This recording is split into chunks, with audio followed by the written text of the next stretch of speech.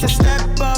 The type of girl I love, she shitting on my exes. They hit my line, I tell them, oh, to leave a message. Since I got you, my ex. What's going on, guys? It's Cody here, back with the uploads.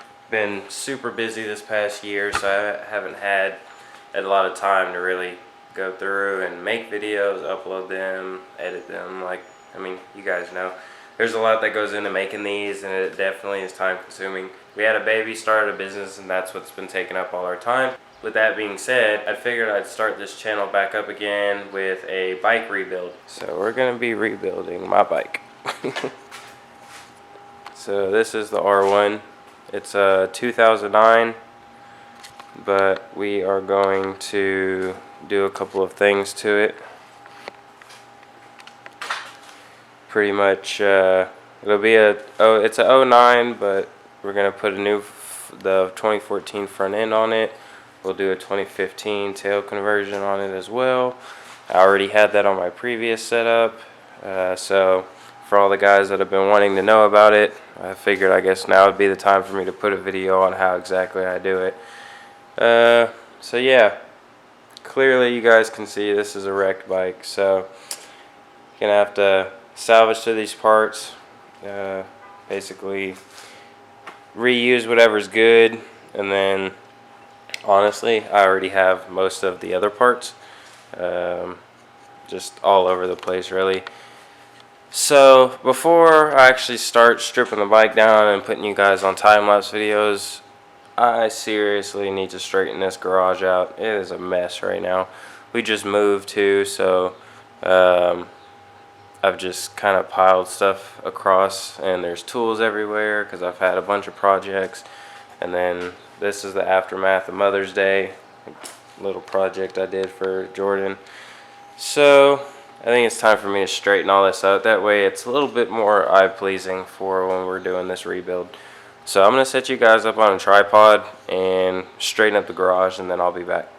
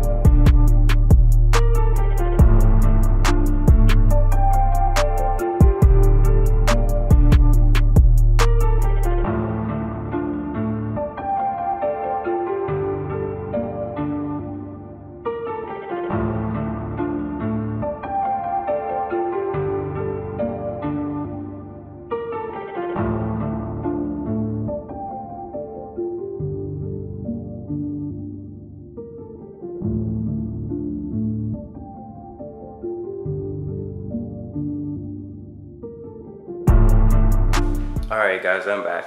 So I finished cleaning the garage. By the way, if you ever see me in different clothes throughout this video, just know it's obviously because I stopped, went on about my day, did other things, and I had to pick back up recording either the next day or whenever. So yeah, if I start like switching outfits, it's not because I decided to change clothes for different parts of this video. So but as you can see, so before the garage was pretty bad. Now I've got it pretty organized, for, you know, as much as I can, I feel. So everything's pushed up against the wall. So now we've got more room to focus on baby girl. So yeah, so obviously it's wrecked. Basically the backstory is, this is the damage after a 93-mile-per-hour wreck in a curve due to gravel. The bike slid out, went into a field, went through a barbed wire fence, and stopped there. So we're gonna get her fixed back up though. She's really not that bad. Most of the damage is on the left side because that's where that's the turn it was in when it laid down. So It's mostly just cosmetic though. It's nothing major. There are obviously bolt-on things, clip-ons, front fairing stay, radiator broke. So there's a few things. As far as the motor and everything goes, it looks solid. Everything looks to still be intact. I haven't seen any leaks or anything, and this bike's been sitting here for about a week, about 2 weeks actually. So all this fluid here, that's just due to the fluids from when the bike was tipped over. They just started leaking out onto the outside. Other than that, there's no leaks. The actual main frame is good. Subframe is garbage. It's broken.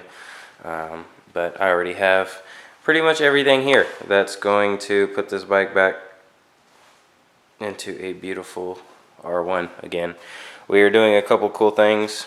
This is a 2009. We're going to go ahead and put the 2012 and up, 2012 to 2014 headlight. Before, if any of you guys know or follow me on Instagram, which my Instagram is at VinylSlimShady. Vinyl as in rap, because I rap cars, bikes, whatever. So VinylSlimShady, I'll put the tag right here. So if you followed me on there previous, you know I already had the 2015 tail conversion. I can't tell you how many times I've been asked about how to do it, what all is involved. So I figure I'll probably just go ahead and include that here in this video. So I will post the link and information on the R1 pages through Facebook, as well as here on YouTube. You guys will all be able to see it and tell me what you think personally. But yeah, so we're going to go ahead and start cleaning her up. I'm going to start taking parts off the bike, kind of getting a better look at what all is going on underneath, because I do know the gas tank ripped off. And it kind of twisted this fuel rail down in here, so I'm going to have to see what all if anything got damaged down in there. I already have a new set of throttle bodies and fuel rail sitting right here, so no worries there. Have a new airbox. So yeah, I pretty much have almost everything. I'm just waiting on a battery, and honestly I think that's it. So we are going to change up the color scheme as well. Right now it has gold wheels. I'm not going to say what color I'm doing, but you guys will see the process of those. So I'm going to go ahead and set you guys up on a tripod. I'm going to start kind of like taking things apart and cleaning up the bike a little bit.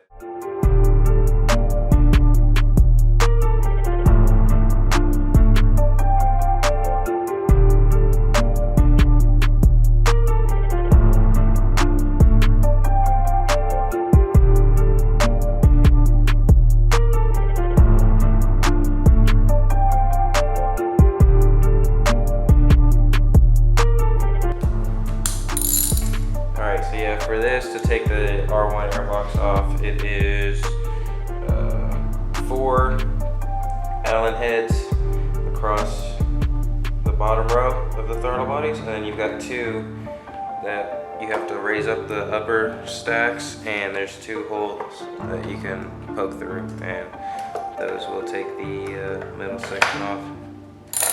And that's all you need to do to remove those.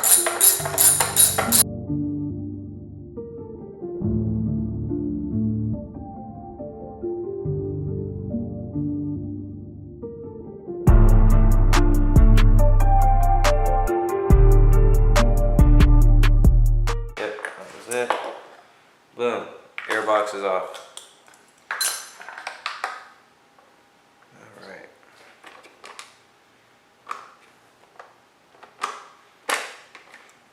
So the airbox actually got damaged. This part here that screws on to the front of the frame, that broke off.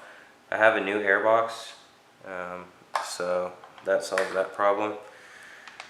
Luckily I was able to find everything really cheap. I just sourced parts on eBay. I also have a local guy that I get parts from here. His shop is called In and Out Cycles. The guy, Jose, JM, that's what we call him here in Houston.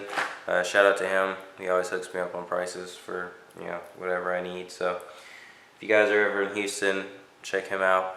But But yeah, so I've already got the fix for this airbox, so that's no big deal. I just kind of wanted to take it off though to get a look at these throttle bodies and see what all happened underneath here. So I'm gonna set this down real quick.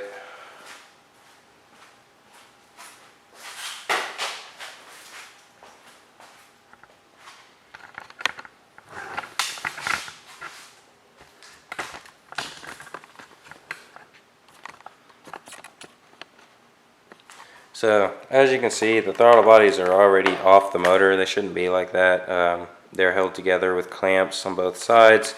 So clearly just through the wreckage, it just kind of came off the motor. The sensors, looky there. So I just found out this sensor broke here. I might be able to fix that. Honestly, the sensor itself isn't broken. It's just the clamp that holds it down. I don't know. I might just go ahead and, you know, I can easily just zip tie this down underneath instead of buying a new sensor all just off of that screw.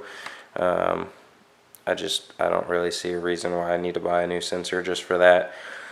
So that's not a big deal. Obviously you can see this fuel rail here is twisted